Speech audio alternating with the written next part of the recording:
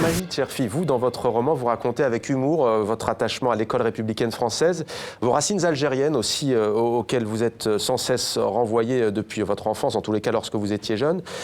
Commençons peut-être par quelque chose qui va vous surprendre. J'ai envie de dire, vous avez eu du flair, parce qu'en fait, votre roman a pour titre, votre récit a pour titre « Ma part de Gaulois », et c'est un mot qu'on a beaucoup entendu après la sortie de votre livre.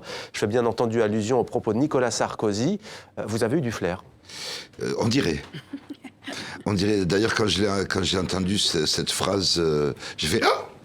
Il vient de lire Astérix le Gaulois. Ou votre livre. Et mon livre.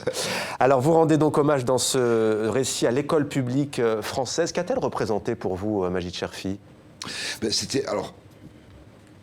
C'était très fort pour nous parce que, bon, faut dire que nos parents arrivaient d'Algérie, entre autres, et donc on s'est retrouvés dans des petits quartiers comme ça. Quatre Algériens, on est au quartier nord de Toulouse. Ouais.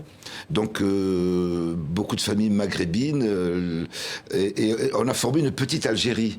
Et donc, il y avait une France, no man's land, qui nous était un peu interdite. C'était pas chez nous. Il fallait la traverser pour entrer dans une France qui était l'école laïque républicaine et qui nous disait ici, nous traitons les enfants à égalité, quelle que soit leur religion, quelle que soit la couleur de leur peau, leur origine sociale. Ah! Et donc, on entendait ce beau discours jusqu'à 17h. Ouais. À 17h, on re-entrait en France et c'était « Hé, sale bougnoule, dégage !»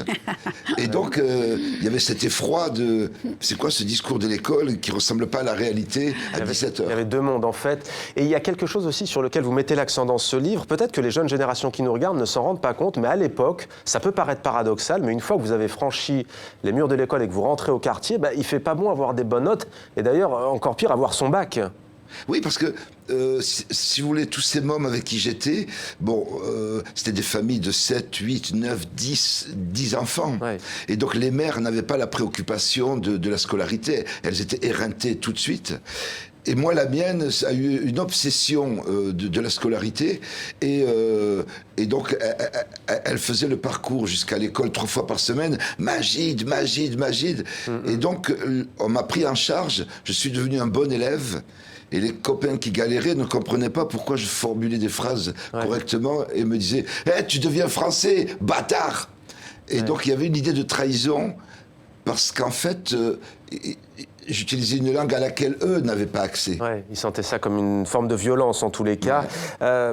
L'école, mais pas seulement, c'est parfois très intime, intimiste. Vous racontez par exemple que vous aimiez l'école parce que les Français disent au conjoint « mon amour, mon chéri ». Chez nous, la femme disait « oh » à son mari et lui-même éructait des « et » pour lui répondre. Vous parlez bien entendu de vos parents. Oui, bien sûr. Moi, j'ai jamais entendu ma mère prononcer le prénom de son mec, de mon père. Ouais. Pourquoi? C'est tabou, en fait. C'est un côté tout de suite sentimental qui est tabou. Dans toutes les familles, c'était ça. Hein, les parents parce que c'était tabou. C'était mettre à nu l'idée du sentiment. Et le sentiment est tabou.